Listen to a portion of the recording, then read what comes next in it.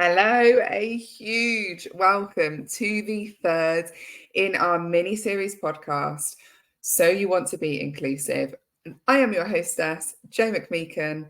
I'm the founder and director of Sensory Group, and my pronouns are she, her.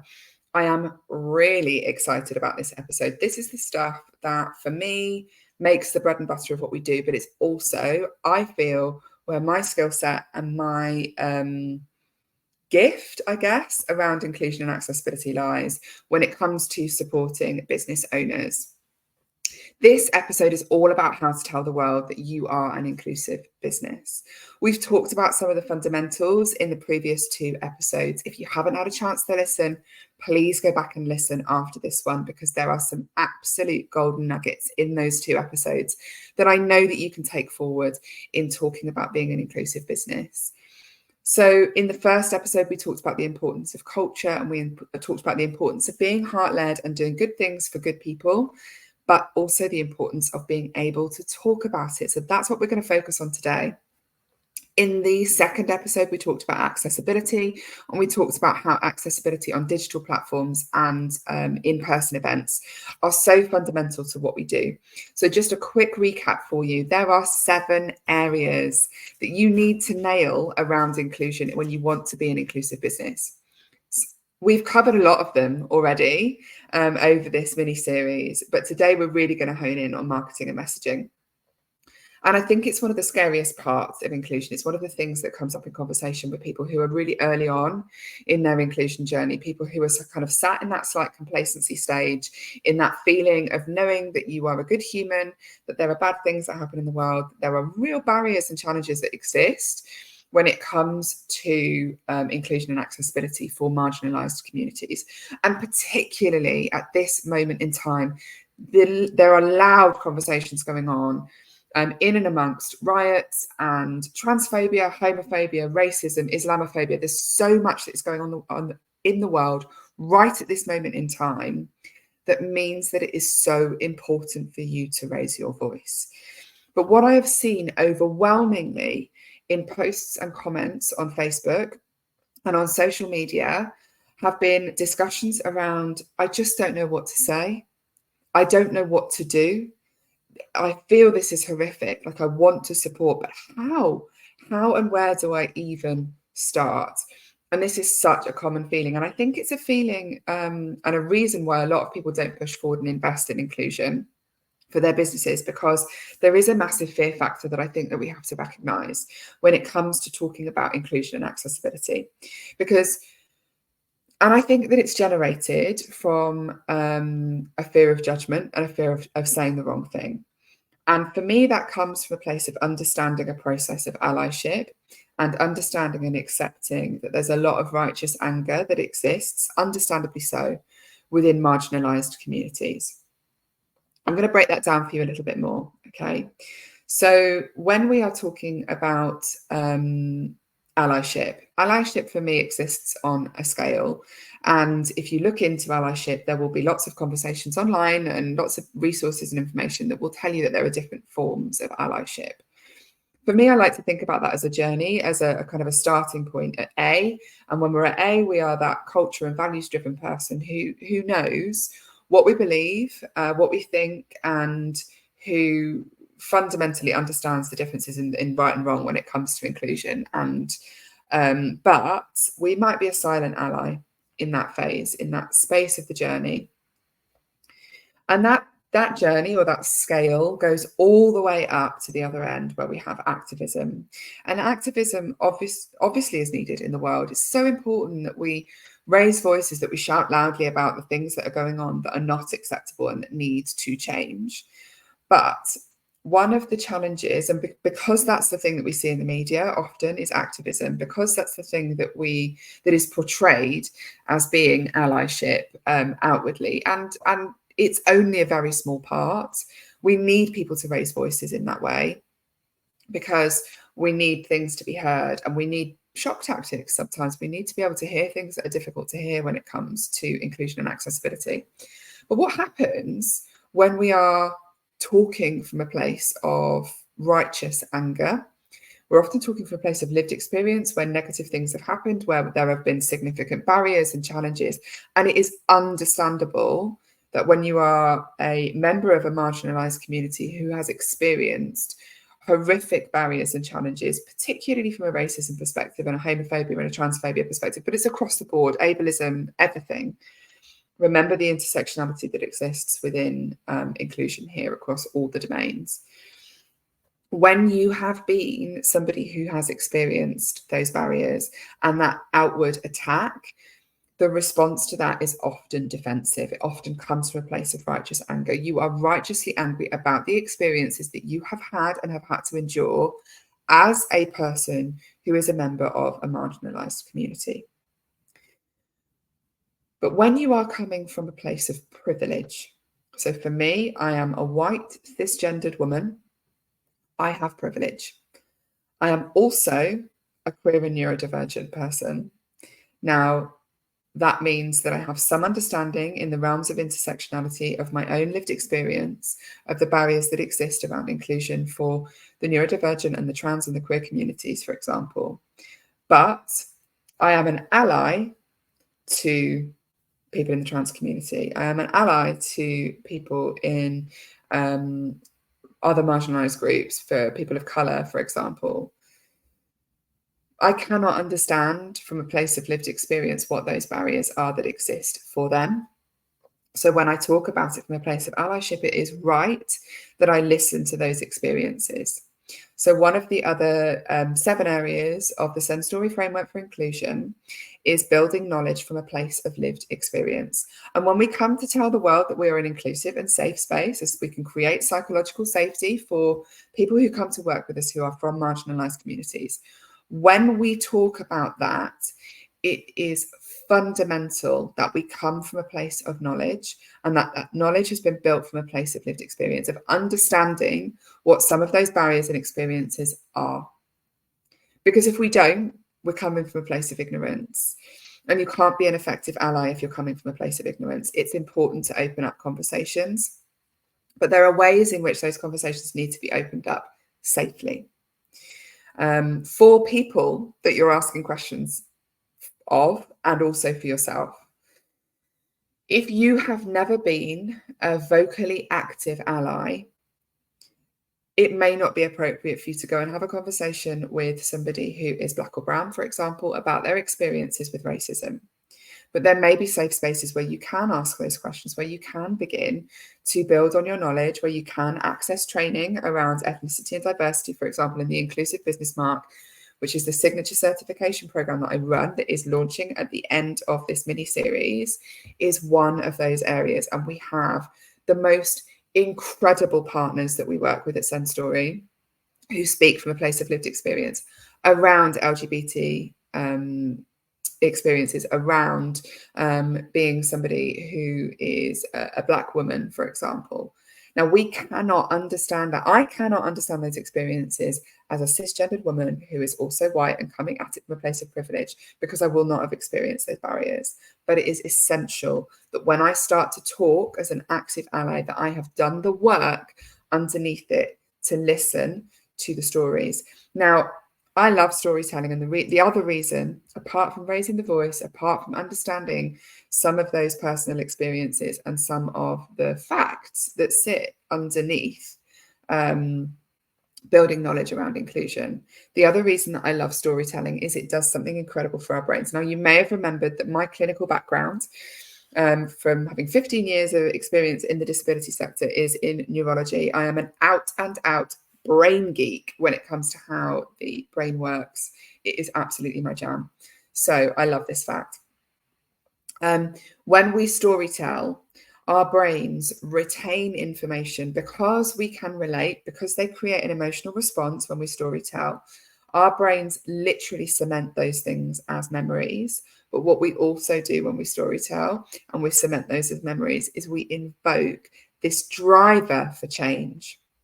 So it's important that we build knowledge through training and awareness and connections and diverse connections within our circles and our groups, so that we can go out into the world, we can talk about being an inclusive business, and we can do so with confidence, and we can do so from a place of active allyship, from being vocal about what we believe, why we believe it. And a big part of active allyship is standing up for wrongdoing or against wrongdoing. Okay, so when you see something that's happening that is actively Islamophobic, racist, homophobic, transphobic, ableist, we call it out, we shout about it, and we say, hey, no, we do not stand for that. This is not something that I stand for. Silence becomes complicit otherwise.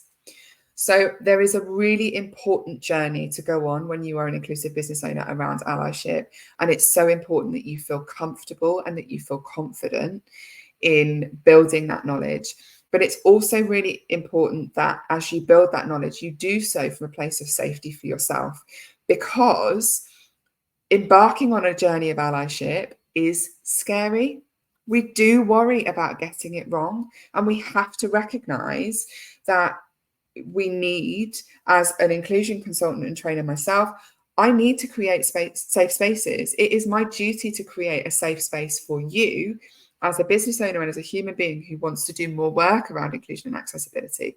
Safe space to get it wrong, safe space to not use the right language initially, safe space to ask the questions that you're too afraid to ask, and safe space to ponder, to think things over, to understand what your own thought processes are around things, and to deconstruct some of those beliefs. Okay, because there will be some of that as well. Unconscious bias exists within every single one of us. And unless we approach this from a place of self-reflection and humility, enough to be able to say, oh my God, I got that wrong. Like, oh my God, I was ignorant. I was a silent ally. I was complicit because I didn't speak up. But I'm going to do the work in gaining some confidence and awareness, in being able to understand the terminology and the language, being able to understand some of those barriers, and being able to then talk about it. So you cannot tell the world you're an inclusive business. You can't build it into your marketing and your messaging until you understand what those experiences are, what those barriers are, until you begin to explore some of the things in you that need deconstructing as belief systems and as thought processes, because you haven't heard those stories yet. So as I say, within the Inclusive Business Mark, we have an incredible knowledge training program that sits as part of the core training. And within that, we have amazing partners who come in, who share their stories, who share their experiences, who talk about ways in which you can become more of an active ally. And then we go on to look at how you can apply that into your business, how you can become actively accessible in the work that you do in digital platforms and in in-person spaces, but also how you can market yourself and how you can build these things into your systems and your processes, and meet your legal and your ethical responsibilities as well, covering all of those 7 areas so that you can confidently talk about being an inclusive and accessible business. You can talk the talk and you can walk the walk. And when somebody comes to you and wants to work with you, they know that you are a safe and accommodating space, that you have already made those reasonable adjustments. And not only that, that you will make further reasonable adjustments. And we do that by embedding all of this stuff into your business. So think about the allyship scale. First off today, think about the allyship scale. Where on that scale are you sitting? Are you sitting at the beginning of your journey as a silent ally, wanting to find confidence and wanting to talk more about it? Or are you further on and beginning to talk about it already as an active ally? Wherever you're at, that's fine, but there's always more work to do. That, I'm afraid, is the beauty of inclusion. So another thing happens when you begin to become an active ally, and this is why confidence and knowledge need to sit at the very basis of what you're doing. Because when we start to talk from a place of active allyship, you will draw people out of your world. You will disassociate with people who are not aligned with your visions and your values. And at times there are uncomfortable conversations that are had around beliefs and around approach. And in my experience, this happens quite often if you have perhaps been a coach or a business owner who has worked within women-only spaces, within gendered spaces, for example, and you begin to expand what you're doing to create more gender-inclusive spaces. This is a conversation that comes up a lot, and there's often quite a lot that comes out of the woodwork. But that is the reason that you need to have confidence in what your own values and what your own culture is, and to be really clear about the businesses that you want to be aligning yourself, the humans that you want to be aligning with yourself with as you move forward in an inclusive business practice. So there is a bit of good, bad, and ugly that happens when we begin to embark on a path of active allyship and talk about what those values are very publicly. But as much as you will strip some people away, you will lose followers, you may have some slightly uncomfortable conversations, and I am here to hold your hand through those conversations. I have done it for a number of business owners before. There have been a number of challenges that we've had to overcome, and that's what I'm there for. But as much as there are challenges with some of those things, and that does bring up fear, and it does bring up a lot of worry for some people, that is a fraction of what people from marginalised communities will be experiencing as barriers and as active hate. So what will also happen when you become more vocal and when you become more of an active ally and you start talking and telling the world about how you're an inclusive business is you will attract more people into your business, more people into your world, because people will begin to know that you are a safe space to work with. They will begin to know how and why, because you're talking about it, because it's part of your norm, because it's part of your culture, and because you're sharing that. And one thing that happened within my business when I was back several years ago, when I was purely focusing on my physiotherapy work, and I began to share some of my experiences as a SEND parent, was I suddenly opened these floodgates to a number of parents, neurodivergent parents of neurodivergent children who needed support, who went, oh my God, there's someone who understands. There is a safe space here. And my business exploded to the point that I had to close my waiting lists. I employed 2 other therapists, or a therapist, and a physiotherapist, and a physiotherapy assistant. And to this day, we still have inquiries coming in, and we have people traveling across the country to come and access our services. And that's because I was actively vocal as an active ally. I was actively telling the world how I was inclusive for the neurodivergent communities. So when you begin to strip those people away, you will also create growth. Know, like, trust. We know it's a fundamental part of what we do in business when we sell. So when we talk about it more, we attract people who are more aligned with what we do. We grow, we create more business, we create more return. There is a return on investment that happens when you become an inclusive business, but you've got to do the work first. So your challenge for today, to be able to round up the last 3 episodes, is to begin to write your inclusion statement. Now, I touched on this with you at the beginning of the first episode, and I shared with you that it's important that you tell the world about how you're inclusive, and I got you to think about what your values and your beliefs were around inclusion. And I want you to evolve those a little bit from here, okay? If you want more help and support, we build your inclusion statements anyway as part of Inclusive on a Day, which is included in the Inclusive Business Mark program, where we sit down together, and it's also pre-recorded as a module. But just, even if it's just a couple of sentences about, this is what I believe, these are what my values are, this is what my business stands for. And within there, I would encourage you to put a statement there about what you will do if anybody experiences any hatred or discrimination. And it's a really lovely thing to share with the world. So once you've written it, and if you want to share it with me, please get onto Facebook. Remember that we are on the Facebook profile. Please come and tag me in anything that you put out. Please share it with me if you want some feedback and some information. Let's get the buzz going. Let's get the noise going out in the world to think about those inclusion statements and to think about what you're going to be doing as you start to tell the world that you are an inclusive, accessible, and safe space. And this is work you are actively doing. And within that statement, I would also encourage one other thing to happen. I would encourage you to include an area that you are going to work on and commit yourself to for the next 12 months. Because inclusion is never done. The beauty of inclusion, we always have work to do. There's always more to learn, always more to know.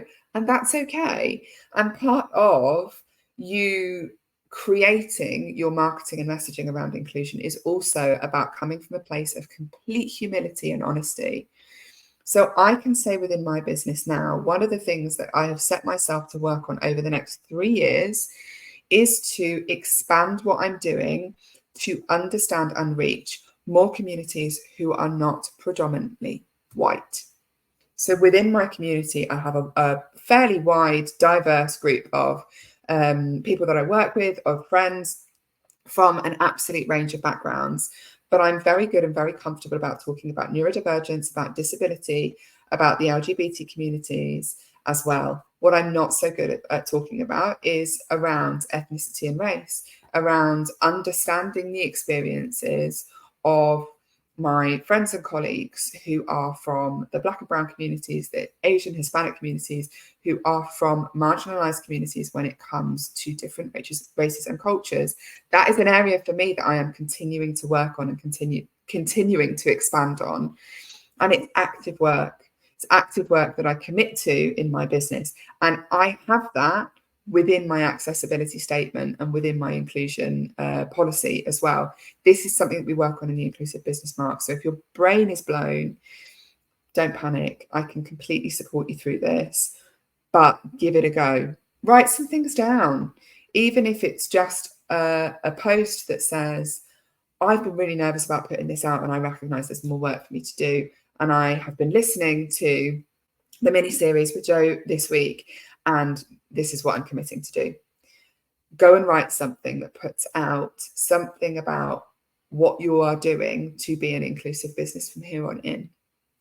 And if you need some hand holding, if you need some championing, if you need some love on that post, then please, please, please tag me in it, because I am really excited to see what people put out into the world. And I love watching the light bulb moments of when people come together and go, oh my God, this is it. Like, this is what I believe. And I'm really driven to achieve it. So please let me champion you. Please let me support you. Go tell the world that you want to be a more inclusive business and start to tell them how. Now, I will check in with you for one final episode in the mini-series where we're going to be covering each of the 7 areas, and I'm going to be running down with 7 tips, so 7 different things that you can do. As if you've not already had enough golden nuggets this week, I'm going to be supporting you to just make sure that you've got a little bit of an action plan for each of those 7 areas. And I will hope to see a number of you in the Inclusive Business Mark into that signature program as well, because I know what impact we can create in the world when we work on being inclusive with those 7 foundation areas. I will see you in the next episode.